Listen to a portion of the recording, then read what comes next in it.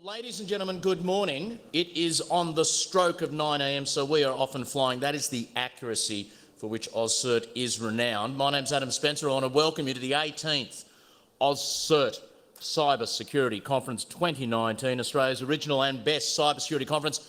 We're going to be packed to the gunnels today. People are going to keep walking in for a little while, so if it is easy for you to move across, shuffle across one seat and leave any vacancies on the aisle, feel free to do that because you don't want people clambering over you for our opening session. It's a thrill to welcome you here, but I want to start today. I'm really excited to welcome to the stage, to welcome us on behalf of the traditional owners of this land, an emerging leader of the Gold Coast. Can we please have a big round of applause for the wonderful Stacey Fogarty.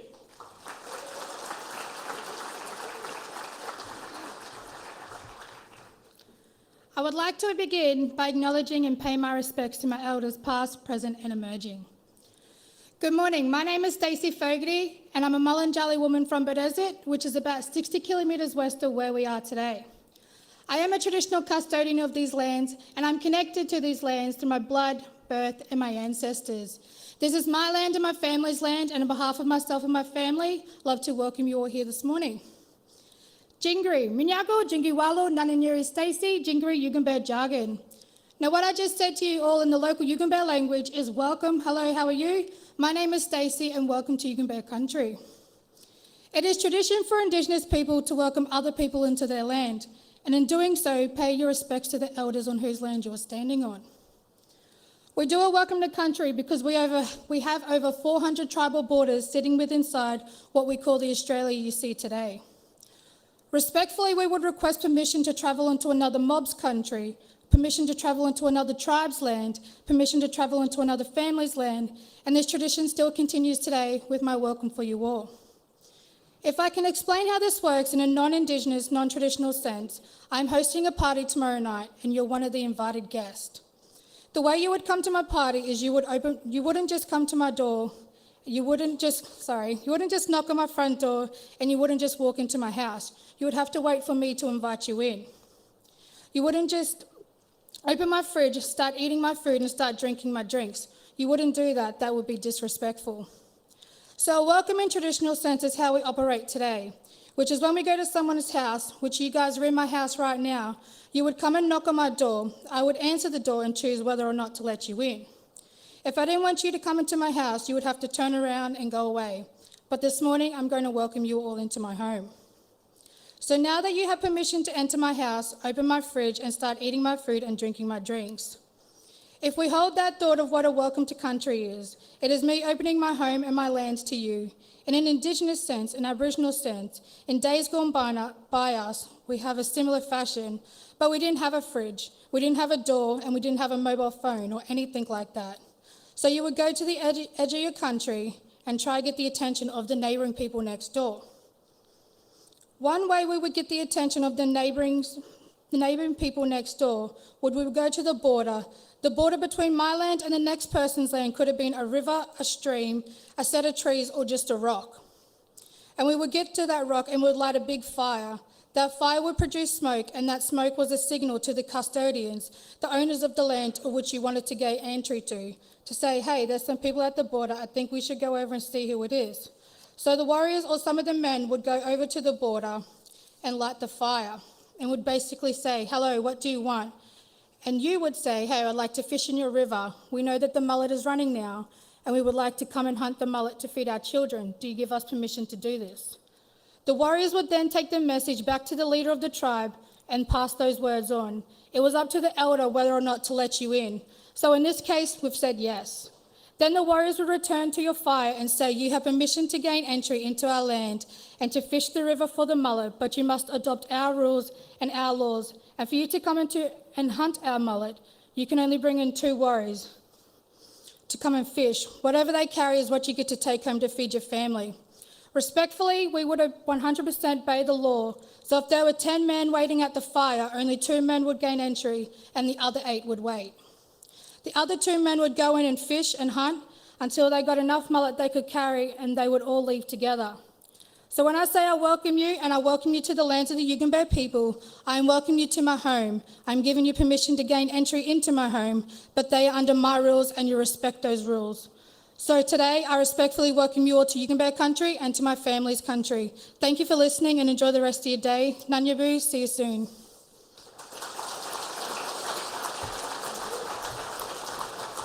Thank you so much, Stacey, for that wonderful welcome to country. For our international guests in particular, I want you to understand that's more than just a quick chat about the rules about fishing for mullet. In Australia, we're exceptionally proud of the fact that our Indigenous culture stretches back tens of thousands, possibly 60,000 years. So we thank our Indigenous forebears for their custodianship of the land upon which we meet today.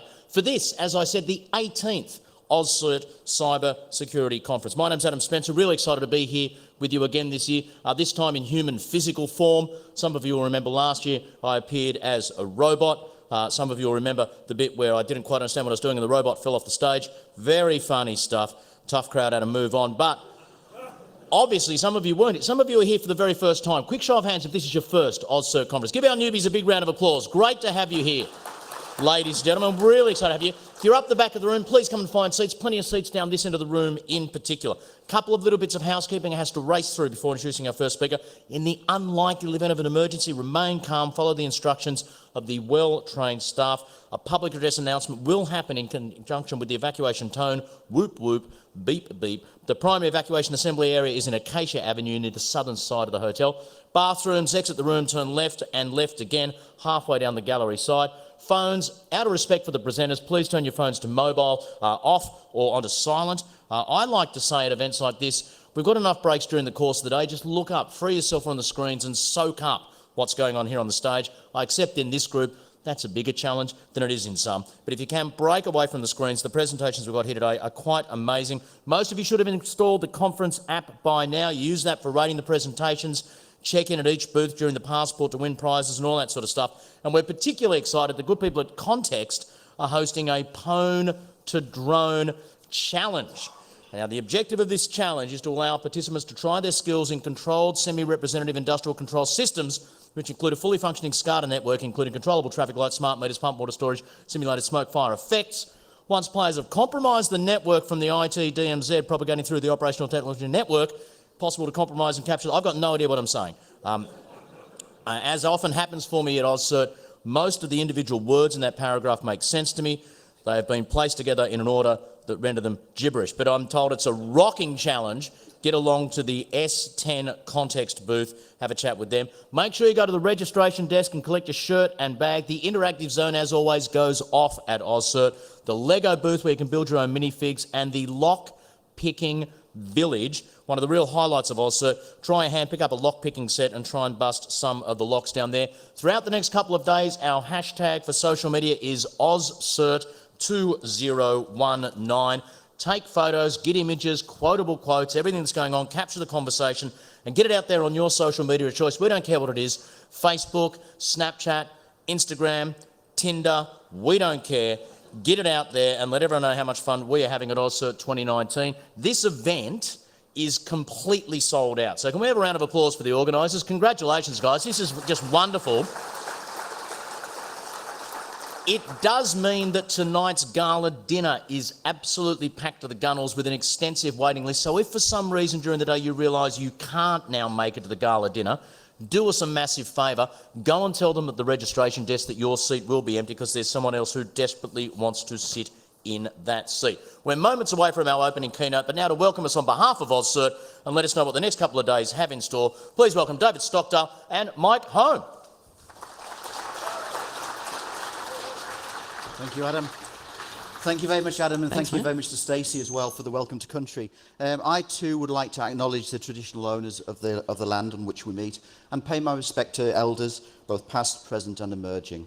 So my name is David Stockdale. I'm the director of AusCERT. It's dangerous to go alone. What do we mean? What are we doing? Well, it is dangerous. Cybersecurity is a phrase that's coming out as a team sport. We need to act together. So what's AusCERT doing for you? There's a lot of cyber threats that are emerging.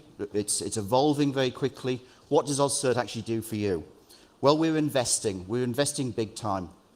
We're investing in your people, in the processes, and in the technology as well. And what do I mean by that? It's investing in empowering your people through the training that we're going to be offering. It's investing to enhance your capability through our defined processes. That's our threat intelligence, and that's our incident response services. And we're expanding your capacity through our technology integration with our MIS platforms, with our integration with vendor products from our services. So that's what we're doing to try to make sure that you're not alone. To hear more about this, I'd like to introduce Mike Holm, the Operations Manager for AusCERT, to talk a little bit about this. Thank you. Thank you, David. Welcome, everyone. Really excited to be here. Now, that theme wasn't actually chosen just for its retro gaming coolness. We were actually trying to encourage a balanced information security program, hence the defence in depth strategy, everything that we've all learned. But it sort of ties in really nicely with don't go it alone. So what does that mean for us? It doesn't mean that we're here to replace any government departments or anything like that, government agencies. It doesn't mean we're here to replace any of those vendors out there. It's quite different. We're actually very passionate about delivering world-class cybersecurity services that are unique, and we want to do it at a not-for-profit rate. So that's why we're all here. That's why everyone works in AusCERT. We're actually, at the moment, we're very excited about planning what we're doing next year. So, you've got to look ahead. So what we really want from you, from our members, is we want you to come and visit our booth. So our booth is sort of at the intersection of the two aisleways. And throughout the whole conference, the next 2 days, our wonderful membership team, Nick and Megan, will be there. So they've actually got a short survey that we would really like you to complete. It's just asking, what are you using in our services? What do you want from our services going forward? So we'd really love it if you could participate in that. During the breaks, also our analysts will be at the stand.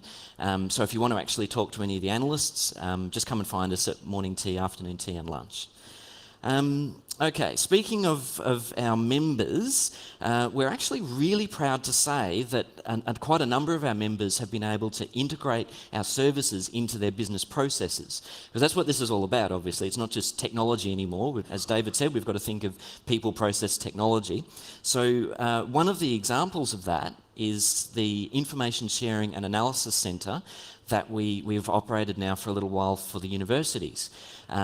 We actually just got a finalist status in the Cordit Awards last week for that. We're extremely proud of Nick Soyser, one of our senior analysts who heads up that ISAC, but we're really proud of the whole team because to actually get that recognition for that ISAC was just wonderful. The Victorian government had already put all of our membership services into their business processes for their information security management program.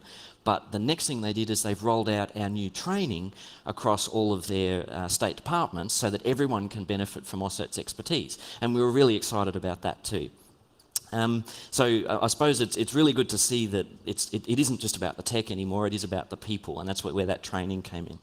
All right, so that brings me to something I've been really looking forward to doing, and that is launching a whole lot of new products. So David has already hinted at it, I just hinted at it, we're now doing training again.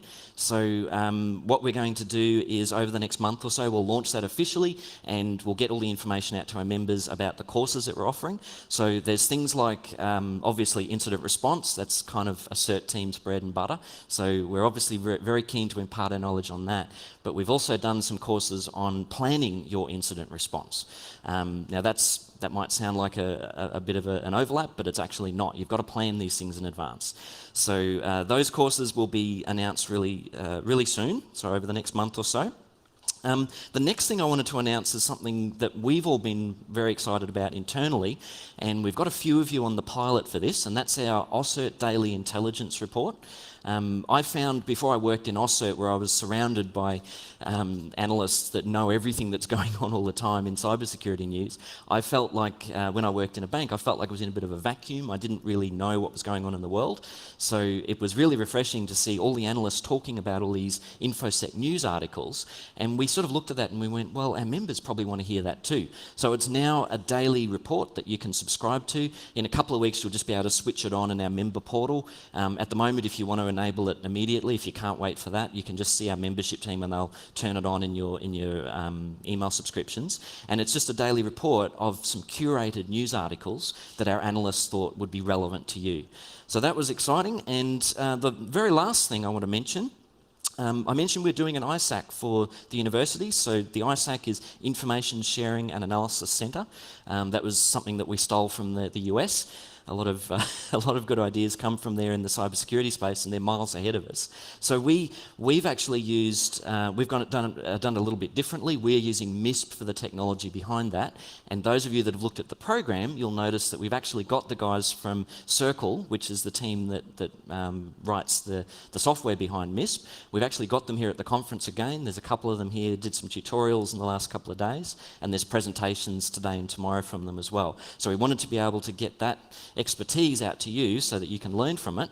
But most importantly, we're actually going to, for all of our members, we're going to launch the MISP service so that you can subscribe to it and you can receive the giant flow of indicators of compromise that comes out of a MISP feed.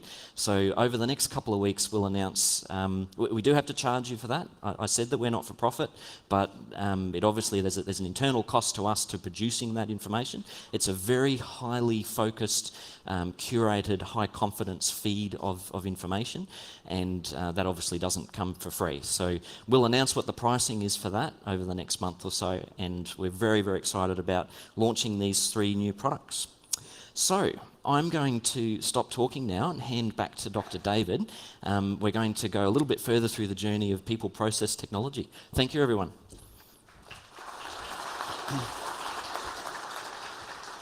Thank you very much, Mike. It's really exciting. I feel very lucky to be director of AusCERT, but I'm quite fortunate also to have 2 feet in different camps. AusCERT is part of the University of Queensland, but I also have a role within the University of Queensland. So the theme of not going alone, what is AusCERT doing for you? Well, we've covered some of that stuff today with our people, processes, and technology. But it's not just about what AusCERT is doing, but it's also about what the University of Queensland is also going to do. And it's my great pleasure to invite Professor Ryan Coe, the Chair and the Director of UQ Cybersecurity, to the stage to talk about the up-and-coming cybersecurity initiative. Thank you.